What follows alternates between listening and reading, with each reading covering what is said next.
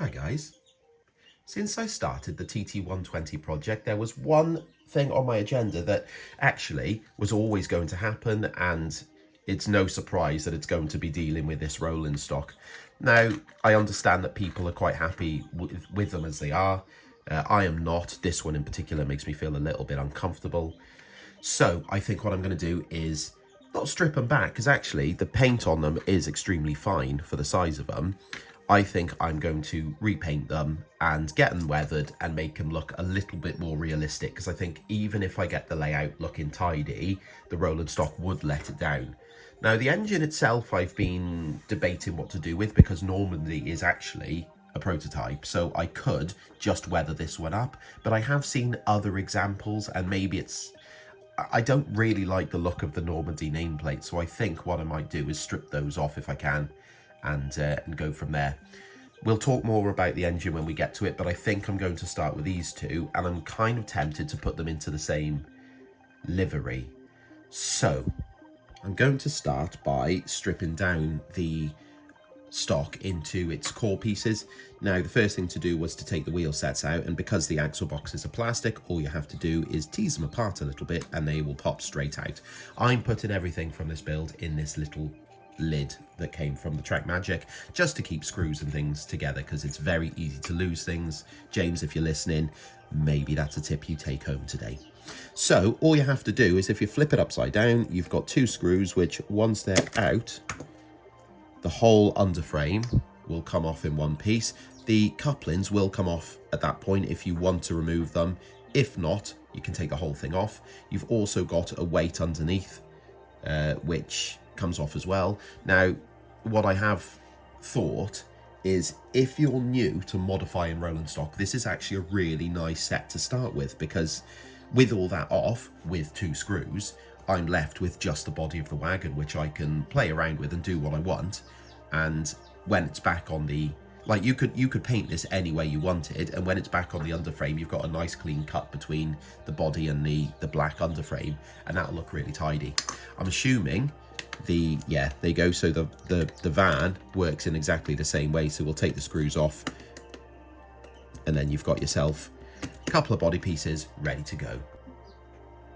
I know I mentioned that the underframes are black, and that is obviously fine if you're not too confident about spraying and things like that, but I am actually going to use my airbrush, and I'm going to go across them with a matte black.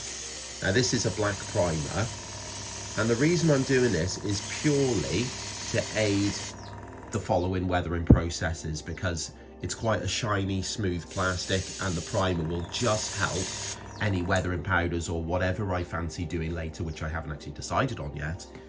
It'll all help stick to it.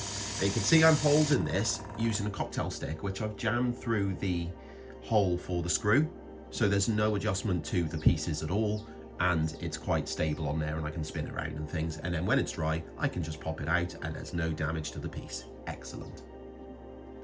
That's all I'm going to do for the underframes until I put the body and the underframe back together into one piece. So I'm going to move on to the bodies themselves. Now, I'm going to go for the same livery for both of them as mentioned, and I want this to be quite heavily weathered. That means I'm going to go for my classic chipped wood effect. So what I'm going to do first is primer it. Now, this isn't going to be primed in black, it's actually going to be primed in, or primed in grey. Now, this is where it starts to get a little bit advanced, because as I sprayed these with primer, I noticed that the writing was actually very raised, and you can feel it, which I didn't notice before. I've tried a few ways to get this off. I've tried a fiberglass pen, I've tried acetone, I've tried liquid reamer, but nothing's actually working. So what I'm now doing is scribing it off using a very gentle file. Now, this is obviously going to damage the body if you're not careful, and I'm not careful, but I'm doing it intentionally at this point, because I thought, well, if I'm going to have to do this, I might as well scribe a little bit heavier and give wooden texture to the body, which will hopefully aid the wood effects that I want a bit later on, but you can see how it's literally chipping off. It's very, very thick. I'm not really sure why it's so thick. Is it like this on other ready to run stock? Because obviously I'm not too familiar with it. I usually just strip the paint straight off, so I wouldn't notice, but it's really thick, which seems a bit of a problem. I don't know why, just because it's a cheap set means that they would need these words to be protruding from the body like that. Whilst the file's out, I'm also going to just add a few dents and chips into the top ridge of the wagon where things might have damaged the wood and things like that. Nothing too dramatic, just sanding it down so it's just clearly not even. As I've mentioned, I'm going to be doing a wood effect, and that will eventually have a livery coat on top that's going to be heavily chipped off. So first we work from the bottom up. We've got the primer. Next step is going to be adding the wood. Now the van I don't want hugely chipped. It's more the wagon I'm going to go for the heavy weathering on. So this will have a couple of coats, but it's not really going to be that scene, so I'm not too bothered about the van.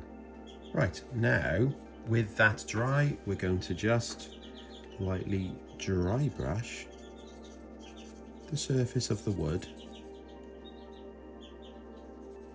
Now this ages the wood, as you can see, nice and quickly, but it also picks out the raised details. I'm not really bothered about, you see it's hitting the metal ironwork, that doesn't matter right now.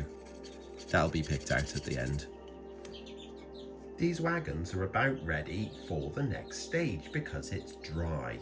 Now, I usually use a actual official professional paint chipper, but people keep saying you can use hairspray, so I'm gonna use hairspray and see what happens.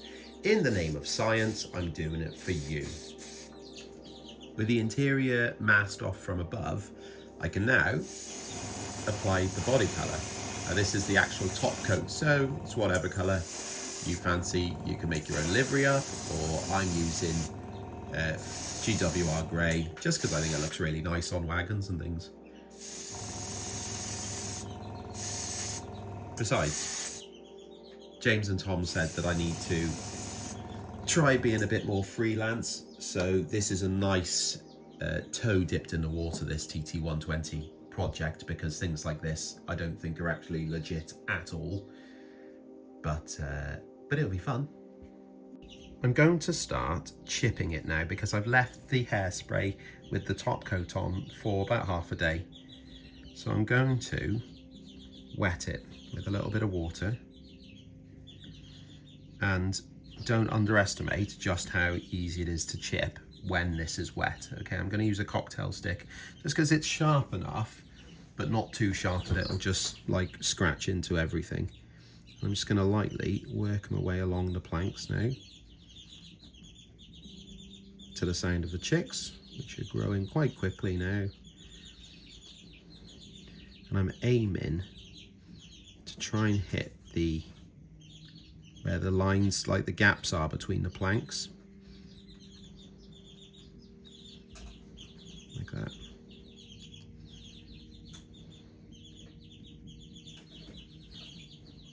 It's like I almost am not putting force on the cocktail stick at this point. It's literally just the movement of it is enough to scrape it off.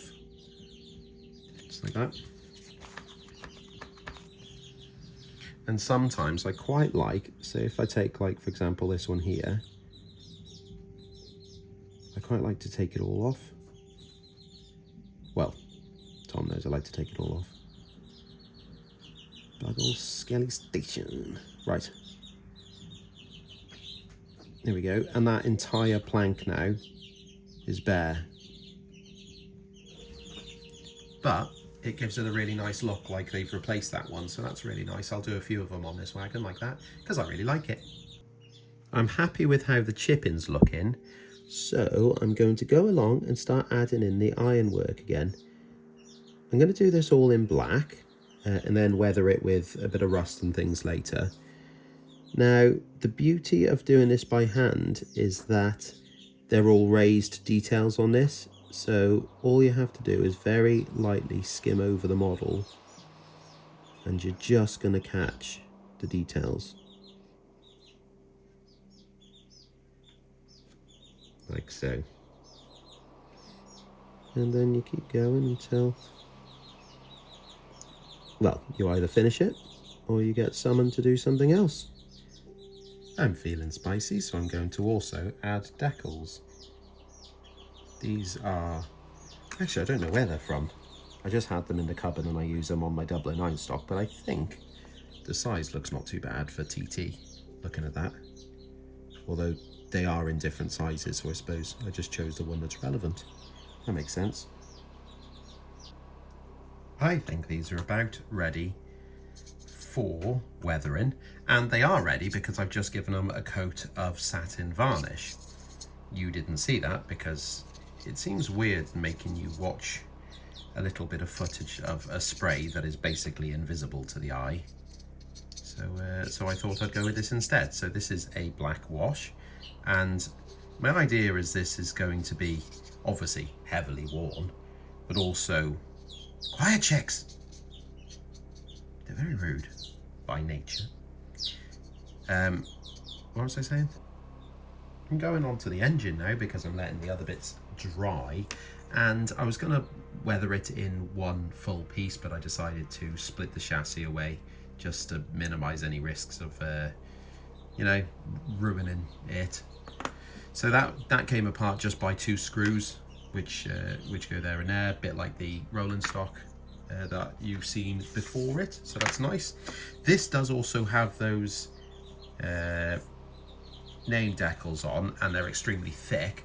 Because this is a smooth side, I'm actually going to use wet and dry to remove this,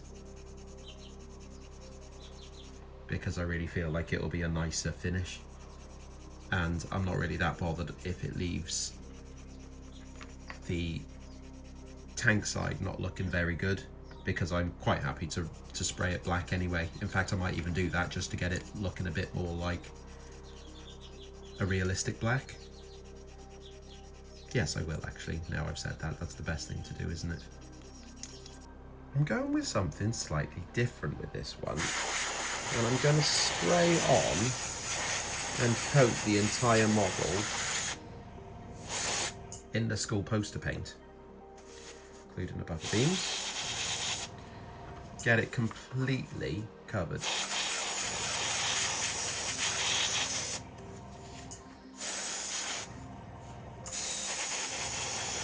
I mean, I could do this by hand, but the airbrush just makes it quicker. Yep. Let that dry a minute.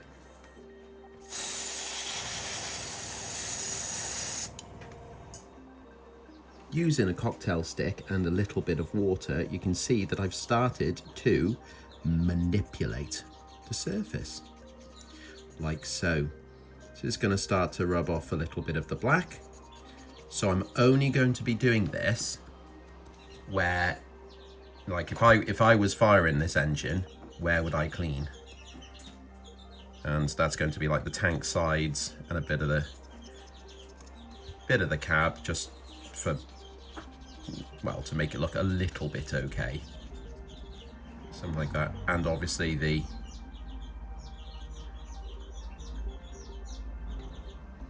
buffer beams as well, but I'm not very happy with just how, do you know what, I usually paint the buffer beams first, and I feel like I should have done that because they're too red. Shut up, chicks! In a very dirty condition like this, there's not really much to do on this Loco, so I'm going to add a little bit more detail, such as a little bit of rust on some of the metalwork, such as the chimney, because it looks like the chimney's slightly orange in the photo I'm copying, as per the reference. if anyone would like any chicks, you can have some. Let me know. They're very chatty. Now, possibly you might be finding this a little bit underwhelming, but in reality, I can't build this whole TT120 project to look realistic and not have weathered stock.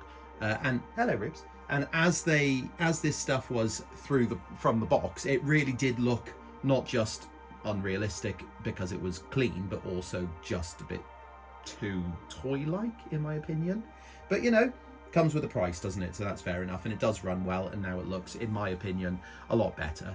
Probably not the most prototypically accurate livery on the wagon and the van, but I really quite like it, and it's going to set the scene hopefully for the rest of it. And when I start building putting the paint in the buildings and things like that, it's really going to come into its own, hopefully. And I really think, whilst listening to the Model Rail Replacement podcast episode today, which came out with Pete off of Latchmere, he agrees that, you know, a pet peeve is almost stock coming fresh out the box onto a layout. You know, it just looks a little bit out of place because you tend to weather and make everything else look grubby. Why the hell wouldn't you do it with the trains? Rupert! Oh my God. I know, it's all righties. If you can tell from the corner, I'm not in my train room. I'm actually in the girls' room, and Rupert's just gone across the bed with dirty feet. So that's excellent. Excellent for them. Anyway, I'm going to go now because I've got to get back onto Porthgain, Rupert boy. I have to get back onto Porthgain and do some more on there, which I'm really looking forward to because it's starting to come together quite nicely now. Now he's knocking the camera. Rupert, you are a fun one, aren't you? Right, cheers for that. Hopefully you like it. Hopefully you've picked up some sort of tip, I guess. No, not that one. Anyway, I'm going to go now because of, like I said just before, Porthgain. I feel like we're getting stuck in a bit of a cycle here, so I'm going to go and do more on Porthgain. There's the cycle. Cheers.